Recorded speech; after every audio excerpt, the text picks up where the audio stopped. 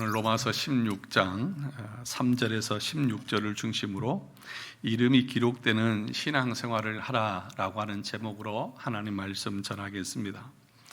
제목만 보면 우리가 어떤 행위를 통해서 하나님 앞에서 어떤 구원을 얻으라는 말인가, 그런 말이 아닌 것을 아마도 잘 알 것입니다.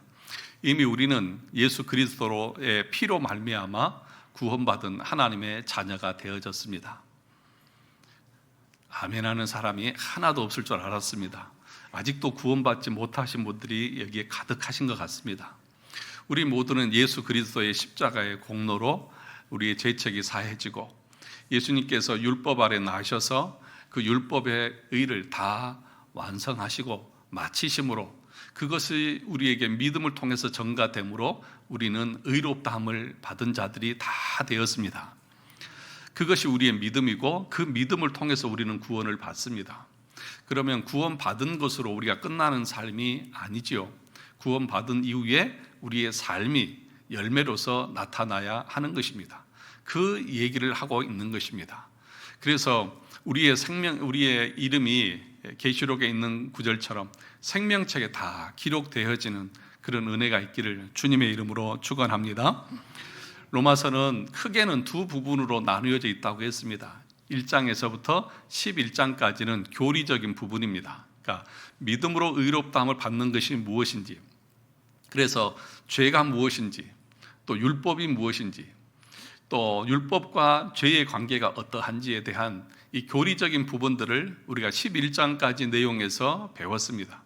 그리고 12장에서부터 이제 16장까지는 그런 믿음으로 의롭게 된 거듭난 하나님의 백성들이 그 삶을 어떻게 살아야 되는지, 그 실천적인 부분들을 12장에서부터 우리가 계속 살펴왔습니다. 어찌 보면 15장으로 마무리해도 됩니다. 그런데 16장에 와서 다시 또 바울이 문안 인사를 하고 있는 걸 봅니다. 무슨 얘기냐 하면, 우리의 믿음과 신앙이라고 하는 것은 단순히 지식에 머무르지 않고 이론에 머무르지 않고 추상적인 것이 아니라는 것을 성경은 가르칩니다. 그래서 네가 믿음으로 의롭다함을 받았느냐? 그러면 너는 이런 삶을 살아야 한다고 하는 내용들을 말했습니다.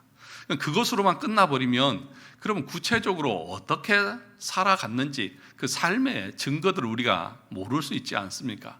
그래서 16장에 등장하는 이 인물들을 통해서 그러면 실천적인 면에서 우리가 어떻게 살아가야 되는지에 대한 그 본보기, 그 샘플을 우리는 16장에서 발견하게 되는 것입니다. 그러므로 16장을 우리가 단순히 이 서신을 마무리하는 그냥 문안 인사 정도로 가볍게 여겨서는 안 된다고 지난주도 말씀을 드렸습니다. 무슨 의미입니까? 여러분, 16장이 없으면 구체적으로 우리의 신앙생활을 내가 어떻게, 어느 정도까지 하나님 앞에서 살아야 하는지에 대한 샘플이 없습니다. 그런데 지금 이 16장에 등장하는 30여 명이 넘는 그 인물들의 그 모습을 보면 아주 다양한 사람들이 다양한 형식으로, 다양한 형태로 하나님의 나라와 복음을 위해서 협력하고 헌신하고 충성하는 그 모습들을 우리가 여기서 발견하게 되는 것입니다.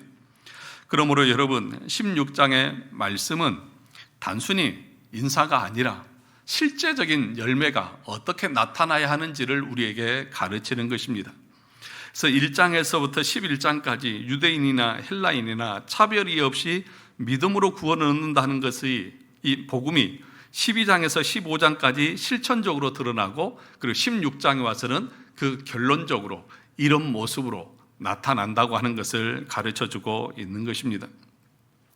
그래서 16장에 등장하는 인물들의 이름과 그들의 삶의 모습은 신앙이라고 하는 것이 단순히 머리에 머물지 않고 실천과 삶으로 나타나게 하는 능력이 있다는 것을 우리에게 보여주는 것입니다. 그러니까 복음에는 능력이 있습니다. 어떤 능력입니까? 우리를 구원하는 능력뿐만 아니라 우리가 그 복음을 따라서 살아가게 하는 능력이 그 복음 안에 있다는 것입니다. 그래서 그 복음의 능력을 참으로 경험한 사람이라고 하면 그 복음의 능력에 의지해서 그 삶은 완전히 180도 달라질 것입니다. 완전히 그 삶의 방향은 바뀔 것입니다. 달라지지 않았고 방향이 바뀌지 않았고 여전히 세속적인 모습으로 내가 살아가고 있다고 하면 그 사람은 복음이 능력이 없어서가 아니라 내가 복음을 경험하지 못했기 때문이라는 사실을 아셔야 하는 것입니다.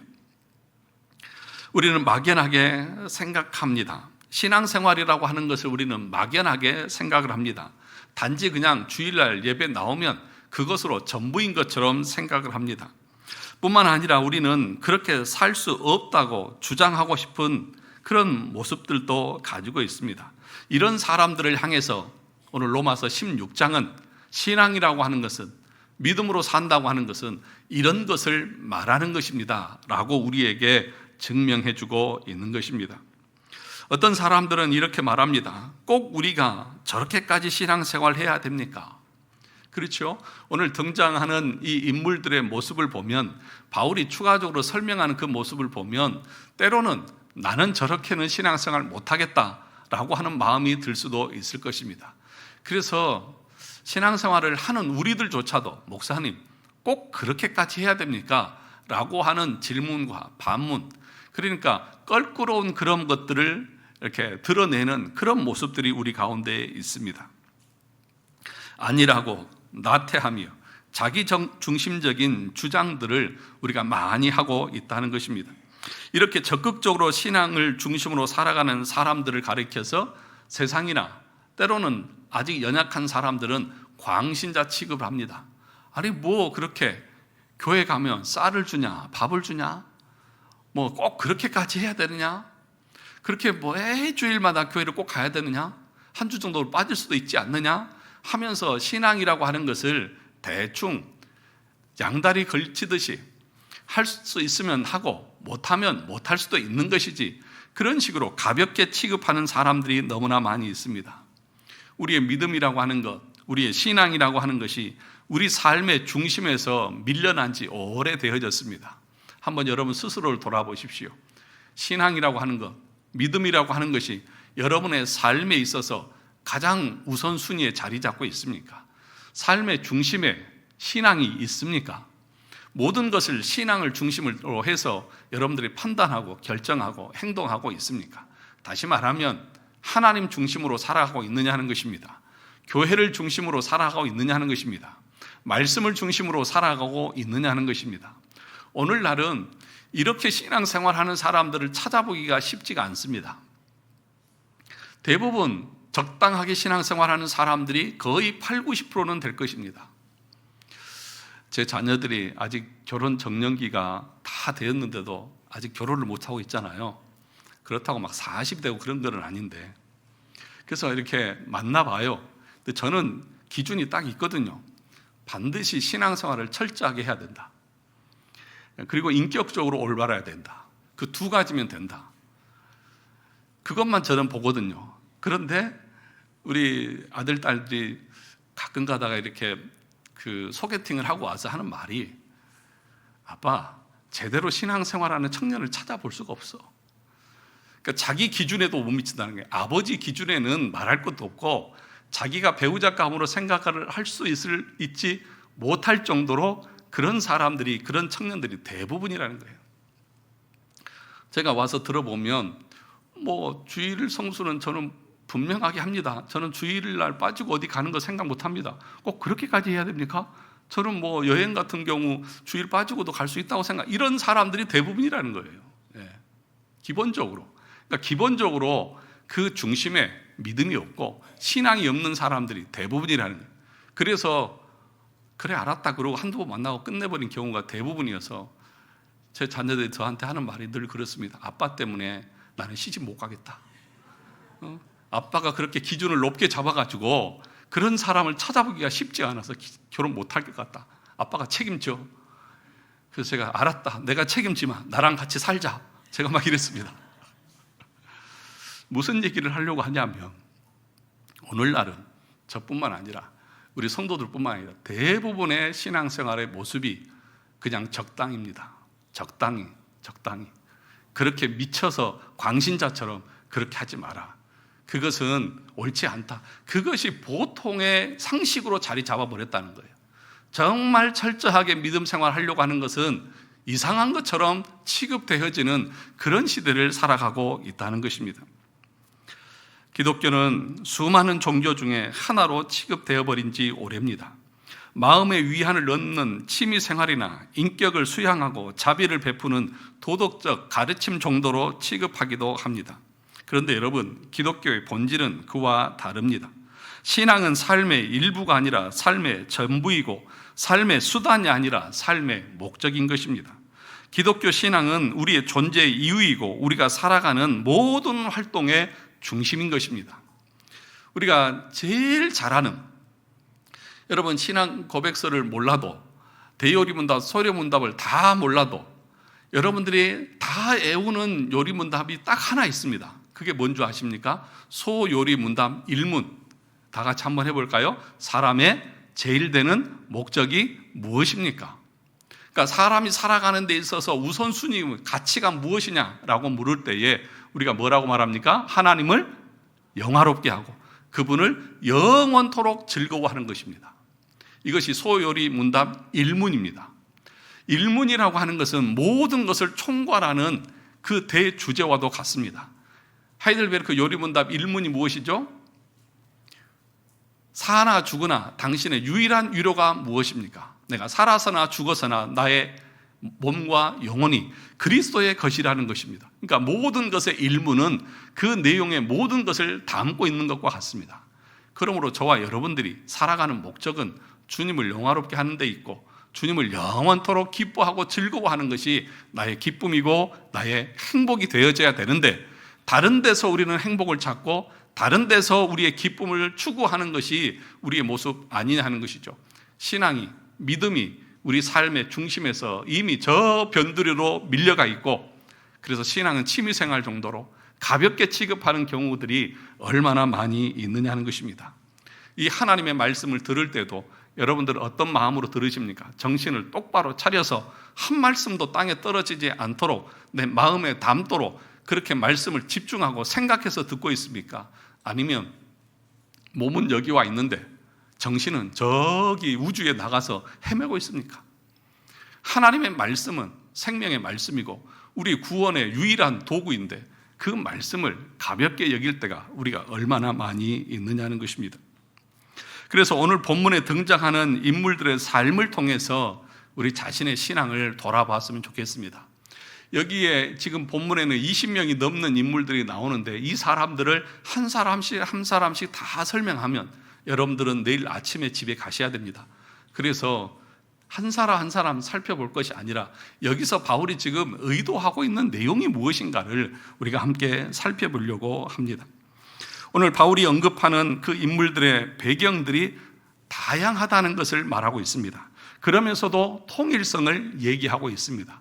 그러니까 여기에 등장하는 인물들을 보면 유대인도 있고요, 그 다음에 이방인도 있고요, 남자도 있고요, 여자도 있고요, 그 다음에 다양한 사회 계층들, 그러니까 주인이도 있고 노예도 있고, 그렇게 다양한 사람들이 하나의 공동체, 교회라고 하는 공동체를 이루고 통일성을 유지하면서 함께 협력하고 동역하면서 하나님의 나라를 섬기고 있다는 것입니다.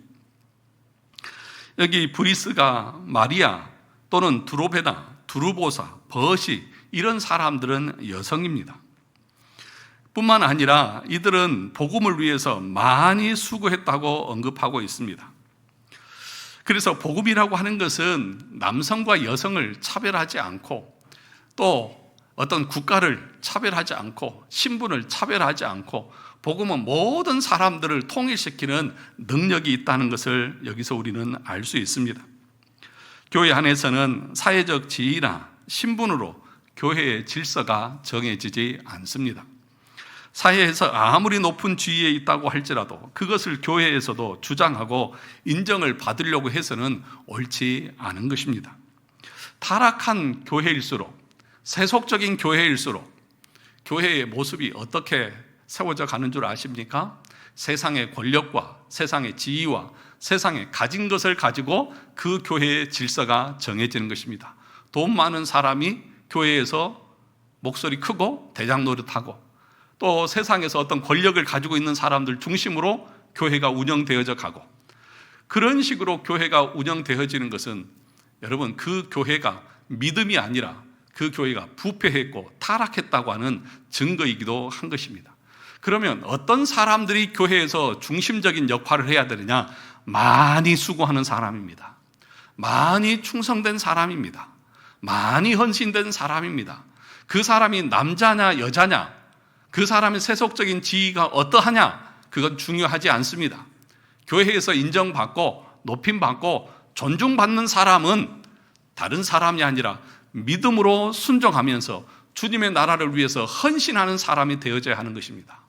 그런데 어떻습니까? 많은 교회들이 정말 충성하고 애쓰고 수고하는 사람이 만약에 가진 것이 없고 사회적인 지위가 없을 때에 그 사람이 어떻게 되어지나요? 무시되어지고 그냥 아무 존재가 아닌 것처럼 취급당하지 않습니까? 근데 한편으로는 교회에서 아무 일도 하지 않아, 헌신도 하지 않아, 믿음도 없어. 그런데 그 사람이 사회적인 지위가 있다든지 재산이 많다든지 그런 것 때문에 추앙을 받고 인정을 받고 높임을 받는 그런 경우들도 허다하지 않습니까? 여러분, 우리 호암제일교회는 어떠합니까? 우리 교회는 작지만 결코 그런 것을 인정하거나 용납하지 않습니다. 제가 그것을 인정하지 않죠. 여러분 보세요. 제가 목회를 하면서 돈 많은 사람들 또는 사회적인 지위가 있는 사람들 중심으로 목회하나요? 그렇지 않습니다. 저는 아무리 그러하다 할지라도 그 사람이 참된 믿음에 있지 않다고 하면 저는 거들떠도 보지 않습니다. 믿음으로 살지 않는 사람은 저는 야단을 치고 책망을 할지언정 그 사람의 말에 귀를 기울이지 않습니다. 믿음으로 살아가는 사람의 말에 귀를 기울여야 하지, 믿음이 없는 사람들이 자기 어떤 생각을 가지고 교회를 좌지우지하려고 하는 사람들의 말에 저는 흔들리지 않습니다. 여러분, 모든 사람들이 이 마음을 가져야 하죠. 오늘 바울이 칭찬하는 사람들의 이름을 보면 남자, 여자 또는 주인, 노예 다 들어있습니다. 그런데 그가 하고 있는 말이 뭐예요? 여기에 그 사람이 신분이 어떻다, 그 사람이 무슨 재산이 어떻다, 이런 얘기가 있습니까? 아닙니다. 많이 수고했다. 나를 위해서, 복음을 위해서 자기 목숨이라도 내어줄 사람이다. 나의 보호자다. 복음의 영광을 위해서 헌신했던 사람이다. 복음을 위해서 나와 같이 감옥에까지 갇혔던 사람들이다. 이런 비유들, 이런 표현들이 있지 다른 거 없습니다. 교회 안에서 우리가 인정받아야 될 것은 뭐예요? 그 사람이 얼마나 신실하게 믿음으로 살아가고 있느냐. 우리 청년들 잘 들어요.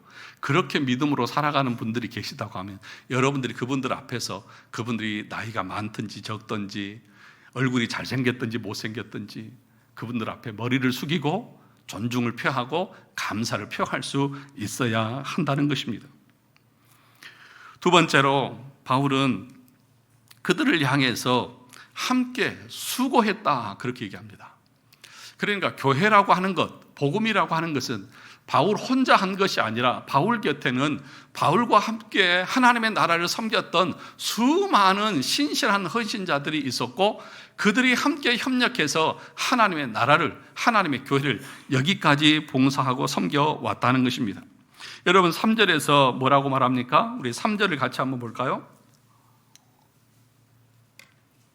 시작. 너희는 그리스도 예수 안에서 뭐라고요? 나의 동역자들인 브리스가와 아굴라에게 문안하라. 4절. 그들은 내 목숨을 위하여 자기들의 목까지도 내놓았나니 나뿐 아니라 이방인의 모든 교회에도 그들에게 감사하느니라. 그 다음 볼까요? 또 저희 집에 있는 교회에도 문안하라. 내가 사랑하는 에베네도에게 문안하라. 그는 아시아에서 그리스도께 처음 익은 열매니라. 6절. 너희를 위하여 많이 수고한 마리아에게 문안하라.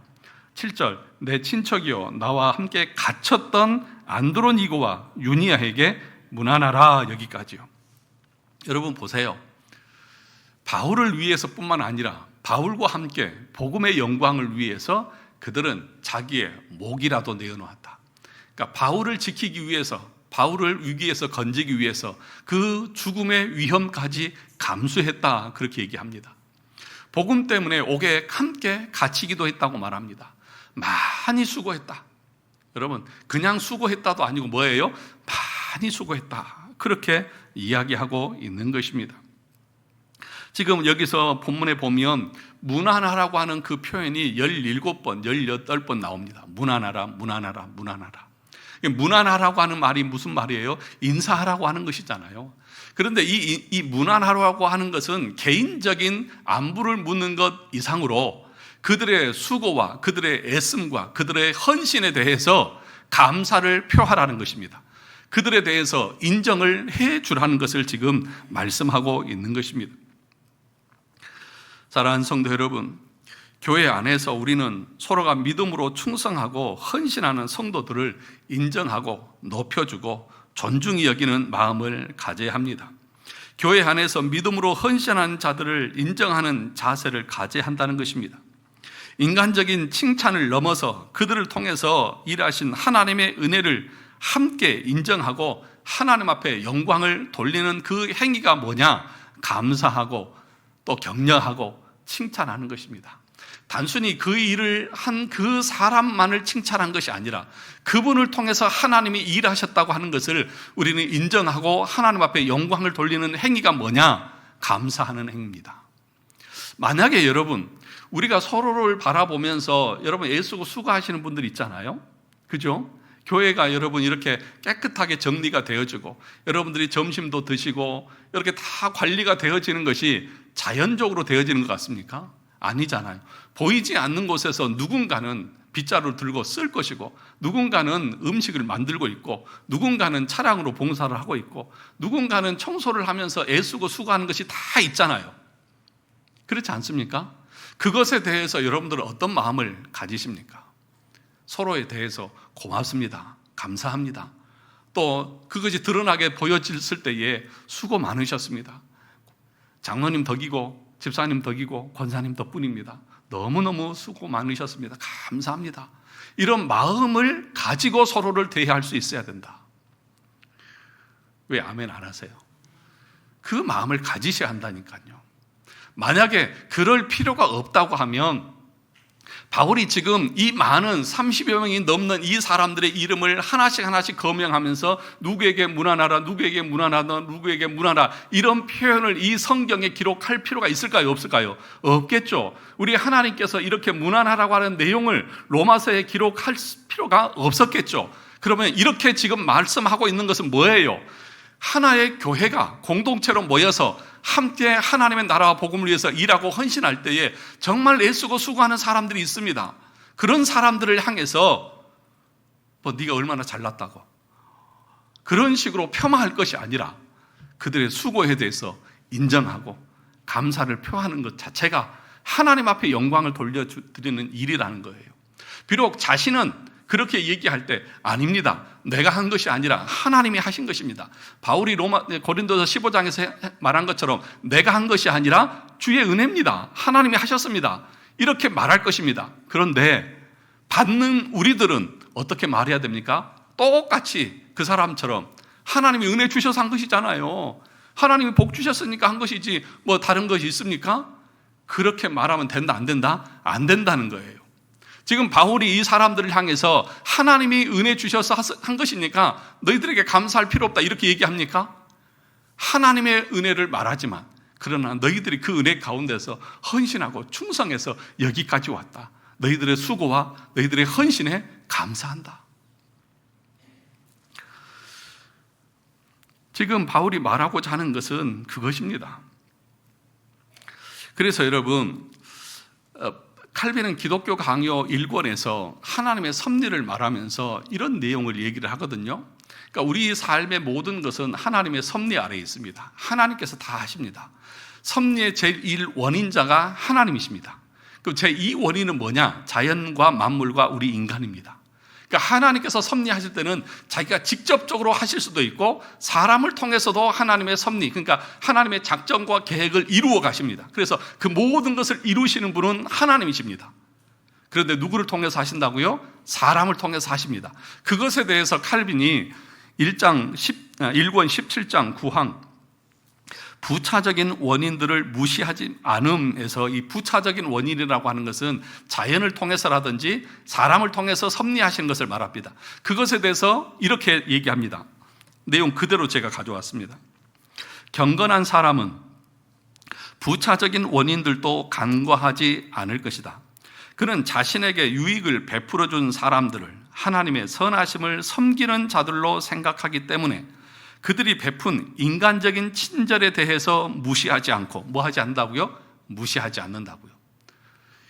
그들이 베푼 인간적인 친절에 대해서 무시하지 않고 마음 깊은 곳으로부터 그들에게 신세를 졌다고 느끼며 뭘 졌어요? 신세를 졌어요.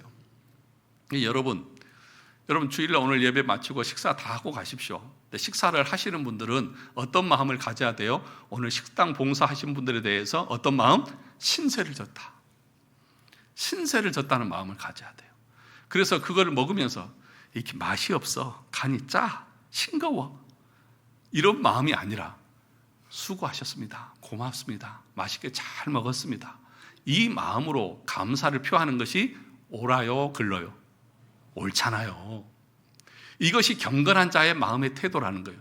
이것이 하나님의 섭리를 믿는 사람들의 태도라는 거예요. 그러니까 우리가 장로님이 봉사하셔서 차량 운행해서 모시고 오시잖아요. 그럴 때 장로님 운전을 왜 이렇게 하세요? 이게 아니라 장로님 감사합니다, 그런 마음을 갖는 거 당연하지 않습니까? 그러니까 이건 예예요. 그러니까 우리 모두가 서로에 대해서 다 그런 마음을 가질 수 있어야 한다는 거예요. 그러면서 이렇게 얘기합니다. 자신이 무언가 보답해야 한다는 것을 진정으로 고백하며 기회가 닿는 대로 최선을 다하여 감사의 뜻을 전하려 할 것이다.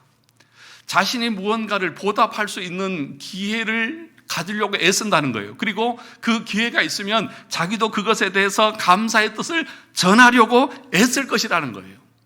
지금 바울이 지금 로마 교회 성도들을 향해서 감사를 전하고 있잖아요. 기회가 있는 대로 전하죠.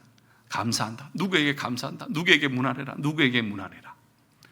여러분, 그러니까 우리 공동체가 그냥 스스로 존재할 수 있습니까? 자연스럽게 존재할 수 있습니까? 없잖아요. 서로가 서로에게 알게 모르게 도움을 주고 받으면서 우리가 존재하거든요.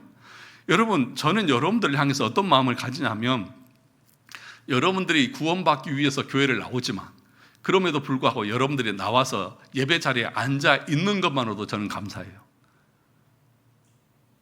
무슨 얘기인지 이해되십니까? 그게 감사한 거. 왜요? 설교를 준비했는데 아무도 안 왔다고 생각해 보세요. 저 혼자 여기서 떠든다고 생각해 보세요. 얼마나 마음이 힘들겠어요.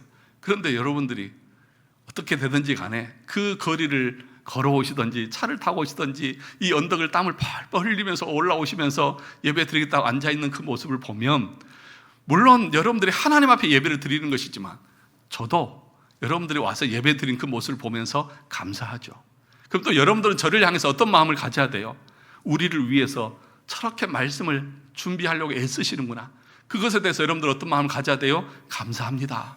그 마음을 서로가 갖는 거죠. 그러면 이 관계가 얼마나 화목하고 얼마나 은혜가 넘치고 기쁨이 넘칩니까? 그런데 저는 여러분들을 향해서 감사도 없고 여러분도 저에 대해서 아무런 감사도 없고 그게 설교냐 그러고 있으면 어떨까요?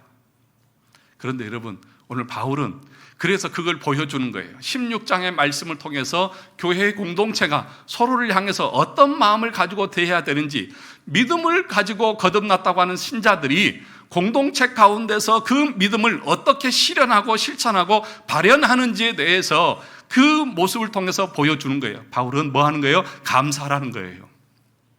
그들의 수고 헌신에 대해서 서로가 감사하는 그 마음을 가지라는 것을 지금 말하고 있는 것입니다. 그래서 바울은 그들을 향해서 뭐라고 말합니까? 여기 참 다정하고 참 기쁜 표현들이 참 많은데요, 뭐라고 말하냐면 사랑하는 누구야, 내 사랑하는 누구에게, 또는 내 어머니다, 우리 자매, 얼마나 사랑이 넘쳐요. 그러니까 지금 이런 표현들을 보면 바울이 지금 성도들을 향해서 갖고 있는 그 마음이 얼마나 사랑으로 넘쳐 있는지 몰라요. 그죠? 내 어머니다, 그는 내 어머니다, 우리 자매다, 내 사랑하는 누구에게 문안해라.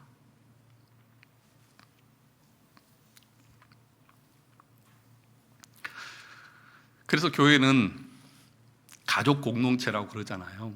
그래서 우리가 서로가 정말 바라볼 때에 내 사랑하는 내 어머니같이, 내 딸같이, 내 자녀같이, 그것이 믿음으로 거듭나서 그리스도와 연합되어져 있는 신자들의 그 마음이고 상태라는 것이죠. 우리의 그 주인 되신 분은 예수 그리스도 한 분이시잖아요. 그분이 우리의 머리이시잖아요. 그리고 우리는 그분의 지체들이잖아요. 한 가족이잖아요. 우리가 피는 섞이지 않았지만 예수 그리스도의 피로 말미암아서 하나의 공동체, 한 가족이 되어졌잖아요. 그러니 여러분, 서로가 서로에게 고마워하고 감사하고 사랑하고 섬기는 것, 그것이 참으로 거듭난 신자, 그 교회 공동체의 모습이라는 것을 우리에게 교훈하고 가르쳐주고 그렇게 살아야 된다는 것을 우리에게 도전하고 있는 것입니다. 여러분이 정말 여러분은 어머니고 아버지고 내 아들이고 딸이라고 하면 여러분들이 말을 그렇게 할 수 있을까요? 또 설령 나에게 마음에 들지 않는 얘기 한다 할지라도 꽁 하고 끝까지 원수지듯이 그렇게 할 수 있을까요? 없지 않겠습니까? 돌아서면 풀어지고 또 힘들어하는 거 보면 안쓰럽고, 그것이 참으로 믿음으로 거듭난 신실한 공동체의 모습 아니겠습니까? 사랑하는 성도 여러분, 저와 여러분들이 함께 그들을 향해서 마음을 표하고 감사를 표하고 내가 기회가 있는 대로 할 수만 있으면 나도 감사를, 신세진 것을 갚으려고 하는 그 마음을 여러분들이 갖는다는 것, 그거 얼마나 감사한 일입니까?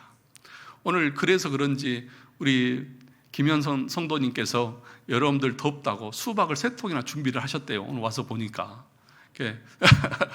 창피해 하시는데 창피할 것도 없습니다. 너무 마음이 감사하잖아요. 여러분들을 위해서 이렇게 준비해서 식사가 끝나고 드시라고 해주셨어요. 여러분, 감사하는 마음으로 드시고 또 여러분도 기회 되시면 또 하잖아요. 제가 지난주에 옥수수를 사드렸다고 그랬더니 또 그러셨는지 모르겠지만 근데 저희 교회는 늘 그렇게 하잖아요. 서로가 서로에게 이렇게 이것저것 있으면 다 챙겨주고 나눠주고 베풀려고 하는 그런 모습들 얼마나 감사하고 귀합니까? 그것이 모든 성도들이 함께 이렇게 나누어가는 그런 모습으로 교회가 세워져 가는 것, 그것이 하나님이 기뻐하시는 공동체의 모습인 것을 여러분 꼭 기억할 수 있기를 원합니다. 세 번째로 뭐냐 하면, 바울은 지금 그들을 말하면서 구체적으로 그들의 사랑과 희생에 대해서 이야기를 합니다. 그럼 뭐냐 하면 브리스가와 아굴라를 향해서 뭐라고 말했습니까? 앞에서 봤듯이 자기들의 목까지도 내어놓았다, 그렇게 얘기를 합니다. 나뿐 아니라 이방인의 모든 교회도 그들에게 감사한다, 그렇게 얘기합니다. 여러분, 그들이 어떤 상황에서 바울을 향해서 자신의 목까지라도 내어놓았는지는 몰라요. 어떤 상황이었는지는 나와 있지는 않아요. 그러나 이 사람들이 복음을 위해서, 교회를 위해서 얼마나 수고하고 헌신했는지는 그 말 한마디를 통해서 우리가 다 알 수 있잖아요. 자기 목숨이라도 아까워하지 않았다. 그 말 한마디면 다 끝난 거 아닙니까? 세상에 목숨보다 귀한 것이 어디 있습니까? 하루라도 더 살려고 발버둥 치는 것이 우리 아닙니까? 생명보다 더 귀한 것이 어디 있어요? 그 말은 그가 그 무엇보다도 바울이 전하는 그 복음의 역사를 위해서 자기의 전 생애를, 자기의 모든 것을 다 내어놓았다는 것을 말하고 있는 것이죠.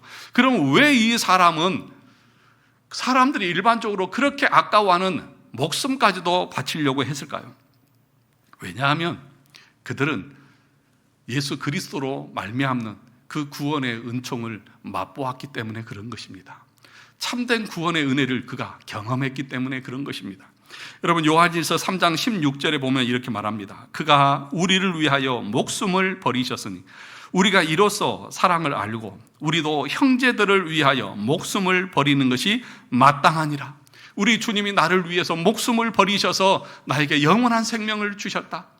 그래서 그 은혜에 감사해서 나도 우리 형제를 위해서 내 목숨을 아까워하지 않을 정도로 그를 사랑하고 그 복음을 위해서 일한다는 것을 말씀하고 있는 것입니다. 여러분, 로마서 8장 38절 39절에서도 이렇게 말합니다. 우리 가서 볼까요? 로마서 8장입니다. 38절 39절.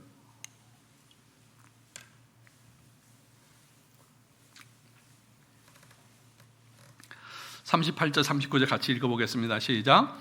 내가 확신하노니 사망이나 생명이나 천사들이나 권세자들이나 현재일이나 장래일이나 능력이나 높음이나 깊음이나 다른 어떤 피조물이라도 우리를 우리 주 그리스도 예수 안에 있는 하나님의 사랑에서 끊을 수 없느니라. 무슨 말입니까? 믿음 때문이라는 거예요. 그 하나님의 사랑을 경험해서 어떤 고난도, 어떤 환난도, 어떤 위협도 복음을 위하고 하나님 나라를 위한 내 열심과 열정을 막을 수 없다고 지금 말하고 있는 거죠. 그래서 이 브리스길라와 아굴라는 복음을 위해서라고 하면 내 목숨도 아까워하지 않고 바울을 위해서 헌신했던 그런 사람이라는 것을 지금 증거하고 있는 것입니다. 여러분, 지금 바울이 이렇게 헌신하고 애쓰고 수고한 사람들의 이야기를 직접적으로 얘기하고 있는 이유가 무엇일까요? 지금 바울은 로마 교회를 향해서 이런 도전을 하고 있는 것입니다. 우리가 정말 목숨 걸고 걸어야 할 싸움이 무엇인지를 지금 말하고 있는 것입니다. 복음을 위해서 내 전부를 바칠 수 있는 그 믿음을 우리가 가지고 있느냐 하는 것입니다. 신앙이라고 하는 것은 자신의 전부를 걸고 하는 것입니다. 천국 비유에서 밭의 보화를 발견한 농부가 어떻게 했습니까? 자신의 전 재산을 다 팔아서 그 밭을 샀느니라 라고 말합니다. 마태복음 13장 34절에 보면 천국은 마치 밭의 감추인 보화와 같으니 사람이 이를 발견한 후 숨겨두고 기뻐하며 돌아가서 자기의 소유를 다 팔아 그 밭을 샀느니라. 그러니까 여러분, 정말 믿음으로 거듭난 사람들은요, 천국이 전부예요. 그리고 그 천국을 사기 위해서 내 전 재산을 팔았던 것처럼 거기에 내 모든 것을 거는 거예요. 그것이 참된 믿음이고 참된 신앙이라고 하는 것을 가르쳐 주는 거예요. 또 이렇게 설교하면 어떤 사람들은 또 꼬아가지고 비난하겠죠. 저 목사 지금 성도들한테 재산 다 교회에다 바쳐라 지금 저 설교하고 있다. 여러분, 그런 얘기가 아니잖아요. 꼭 그렇게 왜곡하는 사람들은 전부를 바치라고 했다고 그렇게만 얘기하면서 저 봐라, 교회 가면 성도들 재산 다 뜯어먹고 목사만 호의호식한다, 이런 식으로 비아냥을 그리는데 그 얘기가 아니잖아요. 그러면 이 마태복음 13장에 있는 이 말씀의 의미가 뭐예요? 자기 전 재산을 다 팔아서 그 밭을 샀다고 하는 말이 뭐예요? 우리의 가장 가치 있는 것, 우선순위가 하나님 나라라고 하는 것을 지금 말하고 있는 것 아니냐 하는 것입니다. 그러니까 믿음으로 사는 것을 정말 가치 있게 여기고 최고로 여기고 있느냐 하는 거예요. 여러분들 정말 여러분의 인생에 있어서 믿음이 가장 중요한 것이고 믿음으로 사는 삶이 가장 중요한 것입니까? 그것을 더 나아가면 여러분의 영혼을 정말 귀중하게 여기고 있습니까? 예수 믿음으로 말미암아 구원받는 이 사실이 여러분에게는 정말 중요한 가치이고 그것은 무엇과도 바꿀 수 없는 그런 가치입니까? 그걸 지금 바울은 우리에게 묻고 도전하고 있는 거예요. 브리스가와 아굴라는 자기의 목이라도 내놓았다, 복음을 위해서. 그 말은 진짜 죽어라 이 얘기가 아니라 정말 믿음으로 살아가는 것을 그들은 가장 가치 있는 것으로 여기고 최우선순위로 살았다는 것을 지금 말하는 것 아니겠습니까? 믿음이면 다 되는 것입니다. 무슨 얘기냐 하면, 제가 자꾸 결혼 얘기를 하는 것은 할 얘기가 그거밖에 없어서 그래요. 제가요, 배우자를 정할 때에 그런 기준들이 다 있잖아요. 늘 이렇게 대학은 어디 나와야 되고 연봉은 얼마가 돼야 되고 직장은 어디 다녀야 되고 이런 것이 중요하잖아요. 믿음은 조금 없어도 돼. 그냥 교회만 나와주면 돼. 저는 반대로 믿음이 확실해야 된다. 믿음이 전부여야 된다. 그리고 그 믿음에 따른 인격적인 삶의 변화가 있으면 된다. 다른 것은 있다가도 없고 없다가도 있을 수 있다. 그런데 믿음은 내가 갖고 싶다고 해서 가질 수 있는 것이 아니다. 여러분, 믿음 가지고 수 있다고요? 때가 되면 가져진다고요? 그것은 성경을 몰라서 하는 소리입니다. 한번 가져보려고 애써 보십시오. 하나님이 은혜 주셔야 되고 하나님이 택한 자녀야만 하나님의 때에 믿음으로 구원받는 것이지, 절대로 믿음은 내 스스로 가질 수 있는 것이 아닙니다. 사랑하는 성도 여러분, 정말 우리가 가져야 될 그 마음이 무엇입니까? 오늘 칼빈은 로마서 16장을 주석하면서 이렇게 말했습니다. 바울이 이토록 많은 사람의 이름을 기록하고 칭찬하는 것은 그의 겸손과 인간적인 애정을 보여줄 뿐만 아니라 이들의 수고를 기록함으로써 후대의 모든 성도들에게 경건의 모범을 제시하려는 의도가 있다, 그렇게 설명하고 있습니다. 그러면 저와 여러분들에게는 믿음에 따른 행함이 있습니까? 내 목숨은 내어놓지 못할지라도 정말 많이 수고하는 신앙의 삶이 있습니까? 애씀이 있습니까? 고난을 감당하려고 하는 그런 삶의 태도가 있습니까? 야고보 사도가 말했던 것이 무엇입니까? 행함이 없는 믿음은 죽은 믿음이다. 죽은 믿음을 가지고는 구원을 얻을 수가 없습니다. 여러분, 믿음이 있다고 하면 반드시 행함은 따라오게 되어져 있습니다. 그것을 지금 바울은 이 16장에서 믿음으로 살아가는 성도들은 이렇게 살아간다고 하는 것을 우리에게 보여주면서 우리의 삶을 점검하라고 말합니다. 내가 정말 믿음에 따르는 나에게 있는 그 삶에 있어서 최선의 것으로 하나님의 나라를 위해서 애쓰고 수고하고 있느냐 하는 것입니다. 사랑하는 성도 여러분, 오늘 본문의 성도들처럼 우리도 이 땅에서 믿음의 흔적을 남겨야 할 것입니다. 거창한 일이 아니어도 좋습니다. 브리스가와 아골라처럼 복음의 사역을 위해서 묵묵하게 동역하는 사람, 마리아처럼 많이 수고하는 헌신자로 기록될 수 있기를 원합니다. 처음 익은 열매가 끝까지 믿음의 결실을 맺는 성도들이 되기를 원합니다. 베베처럼 보호자로 그 사역을 감당할 수 있기를 원합니다.